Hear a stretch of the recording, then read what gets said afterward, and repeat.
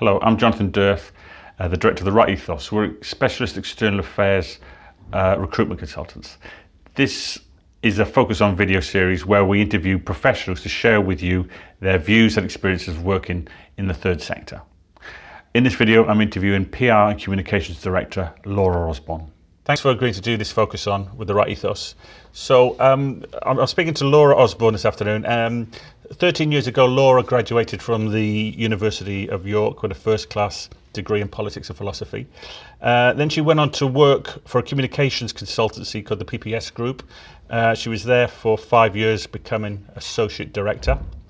And then she went to work for the Office of Fair Trading, now the Competition and Markets Authority. And there she stayed for 3 years, becoming a Corporate Communications Manager.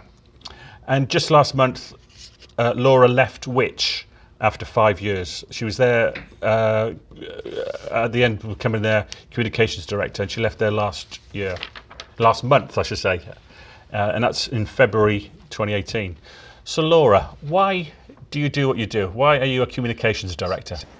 I think the simplest answer to that is that communications is so fundamental to everything that an organisation or indeed a cause is trying to do. It's absolutely critical to making yourself understood, to recruiting either supporters or customers, and indeed to retaining them. And it's something that I've become increasingly passionate about. I think once you get engaged in an organisation's purpose, it becomes very easy to drive forward its communication. Okay, all right. And what are the three most important attributes, do you think, to be a communications director? I think the first one is probably a combination of energy and resilience. You have to be capable of keeping on going, whatever the day looks like. It's not always that predictable, especially in a crisis type situation. Perhaps one that I think you have to have clarity. I think you have to be very clear with the team about what your organisational priorities are, and therefore be able to take quite tough decisions on what you do as a result. And I think you have to be interested, curious, passionate about what you're going to communicate about, because otherwise you run the risk of being a little bit flat. And, if you want your message, whatever that message is, to come across, in essence, to really land what you're selling, you have to be able to believe.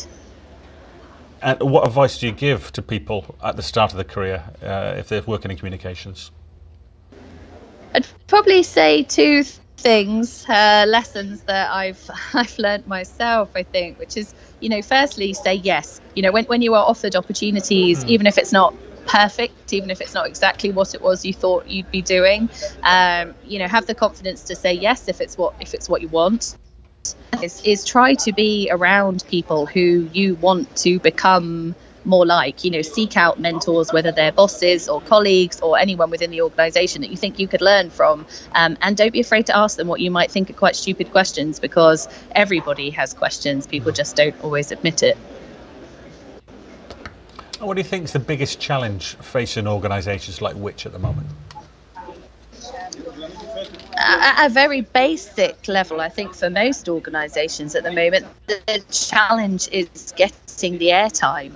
There is so much happening in the world. It's quite a topsy-turvy news agenda, which makes it hard to have the influence in the media, but also more traditional influence through public affairs that organisations have taken for granted. That everybody is in a slightly unprecedented situation, particularly with Brexit, particularly for the regulators. So where there used to be a fairly steady flow of somewhat predictable news moments that lots of organisations could react to, that's not so much the case right now. Okay. So you have to work harder yourself, in essence. Okay, and the last question really is, if you weren't a communications director, what would you like to do? Well, as I said at the outset, I think having started from a position of maybe wanting to be a novelist or an MP, both of those still sound fairly appealing. But if not that, I think probably a philosophy lecturer. If I'd stayed to do my masters, if I'd focused on philosophy, it's my other love, which I guess is communicating something quite complex to people. So maybe not a million miles away from the day job in some ways. Okay, Laura, that's been fascinating. I really appreciate you speaking to us. Thanks so much. And Oh, it's a pleasure. Thank you. Bye-bye.